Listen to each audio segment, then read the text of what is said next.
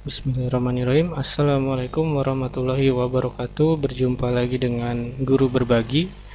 Di sini kami akan menjelaskan sedikit tentang sistem reproduksi pada tumbuhan dan hewan.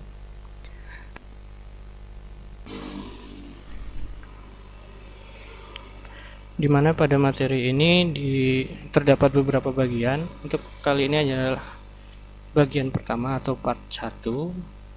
Untuk materi yang dapat digunakan untuk siswa MTS, SMP maupun sederajat. Karena di sini ada dua bahasan, yaitu tentang tumbuhan dan hewan. Untuk bagian pertama yang akan kita bahas adalah tentang tumbuhan. Untuk materi tumbuhan dalam Al-Quran dijelaskan bahwa perkembangbiakan daripada tumbuh-tumbuhan terjadi dengan hubungan antara unsur-unsur jantan dan unsur-unsur betina yang bersatu di dalam tumbuh-tumbuhan itu sendiri atau terpisah di tumbuh-tumbuhan lain. Di dalam surat Taha ayat 53 yang artinya, yang telah menjadikan bagimu sebagian hamparan dan telah menjadikan bagimu di bumi itu jalan-jalan dan menurunkan dari langit air hujan, maka kami tumbuhkan dengan air hujan itu berjenis-jenis dan tumbuh-tumbuhan yang bermacam-macam. Nah, sebelum memahami tentang reproduksi pada tumbuhan, kita perlu menjelaskan tentang kelompok besar tumbuhan. Yang pertama, yaitu tentang spermatopita atau tumbuhan berbiji.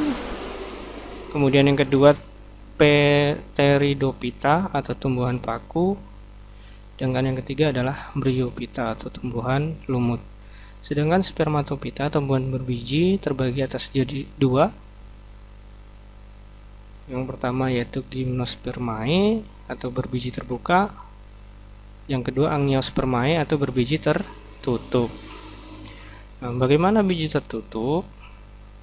Merupakan tumbuhan yang memiliki ciri bakal biji berada di dalam bakal buah atau ovarium. Sementara bakal buah adalah bagian putik yang membesar tersusun oleh daun buah atau yang disebut dengan karpel. Nah, kali ini kita akan bahas tentang reproduksi pada tumbuhan.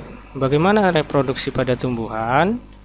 Yang pertama, terjadi vegetatif aseksual atau perkembangbiakan secara tidak kawin. Yang kedua, reproduksi generatif atau seksual.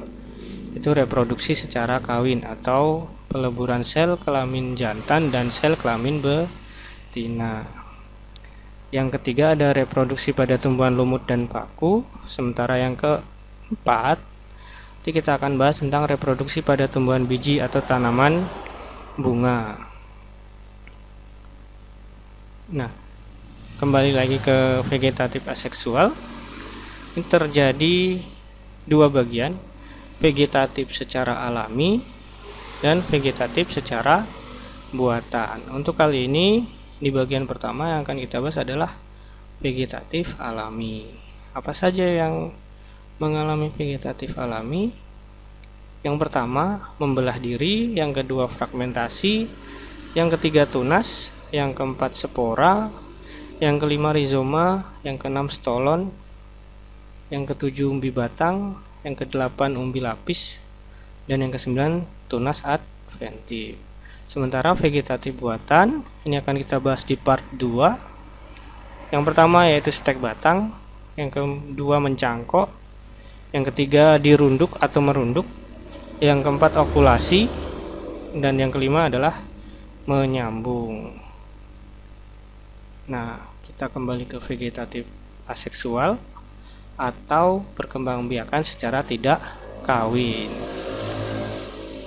Nah, itu ada contohnya bawang putih, yaitu melalui reproduksi vegetatif individu baru yang terjadi berasal dari satu sel induk atau individu baru terjadi tanpa melalui proses perkawinan atau peleburan dua sel kelamin jantan ataupun betina. Nah, reproduksi vegetatif atau aseksual merupakan cara reproduksi tanpa didahului oleh peleburan sel kelamin jantan dan sel kelamin betina. Nah, untuk vegetatif aseksual terbagi atas vegetatif alami dan vegetatif buatan. Nah, ini yang pertama, kita akan membahas atau mendalami materi tentang vegetatif alami. Yang pertama, bagaimana cara membelah diri? Ini biasanya pada tanaman lumut. Kemudian yang kedua, fragmentasi juga sama, biasa terjadi pada tanaman lumut. Kemudian yang ketiga ada tunas. Ini biasa terjadi pada tanaman pisang, tanaman tebu. Kemudian yang keempat spora. Nah, ini biasa terjadi pada pakis. Nah, di situ ada sporanya yang siap ketika udah matang maka akan pecah untuk menyebar menjadi tanaman baru. Kemudian yang kelima rizoma. Nah, rizoma ini biasa dari rimpang-rimpang, contohnya seperti jahe, kunyit, temulawak, dan lain sebagainya. Kemudian yang keenam stolon atau geragi. Nah, ini biasa pada tanaman stroberi. Nah, yang ketujuh adalah umbi batang. Umbi batang biasanya pada tanaman kentang, bengkuang. Sedangkan yang ke-8 adalah umbi lapis. Ini biasa kita lihat pada tanaman bawang merah. Kemudian yang terakhir tunas adventif. Ini biasanya di ujung daunnya nanti ada tunas-tunas baru yang bisa ditanam kembali atau pada tanaman cocor bebek. Nah, itu adalah beberapa vegetatif alami. Untuk selanjutnya kita akan bahas satu per satu. Yang pertama adalah vegetatif alami tentang membelah diri. Nah, membelah diri adalah pembelahan dari sel induk menjadi dua sel anakan, ya. Jadi nanti menjadi dua. Nah, contohnya pada alga atau rumput laut. Selanjutnya fragmentasi.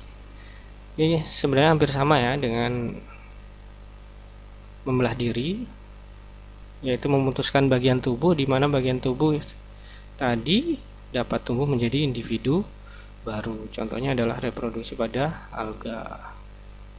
Kemudian yang ketiga adalah tunas. Nah, ini banyak yang diketahui ya. Kembangbiakan dengan tunas yaitu tunas tumbuh dari pangkal tumbuhan induknya dan tumbuh menjadi tumbuhan yang baru. Contohnya nanti ada pisang, kemudian ada tebu, kemudian ada bambu biasanya kan gitu. Nah, selanjutnya yang keempat adalah spora. Nah, spora adalah inti sel yang berfungsi menjadi alat perkembangbiakan. Nah, pada tumbuhan paku, spora dibentuk pada daun. Spora terletak di dalam kotak spora atau sporangium yang berkumpul di dalam sorus. Nah, kemudian sorus adalah kumpulan kotak spora. Sorus terletak di bagian tepi bawah daun, berupa bintik-bintik kecoklatan. Nah, kalau seperti di gambar itu ada bintik-bintik coklat, itu adalah spora yang siap untuk pecah.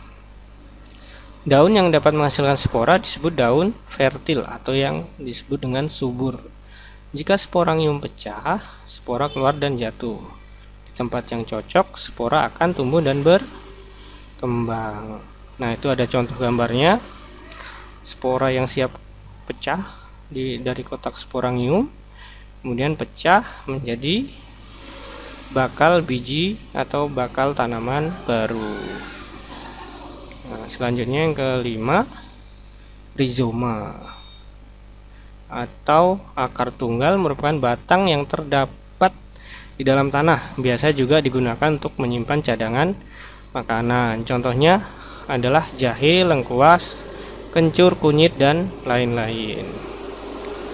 Kemudian yang keenam, stolon atau geragih.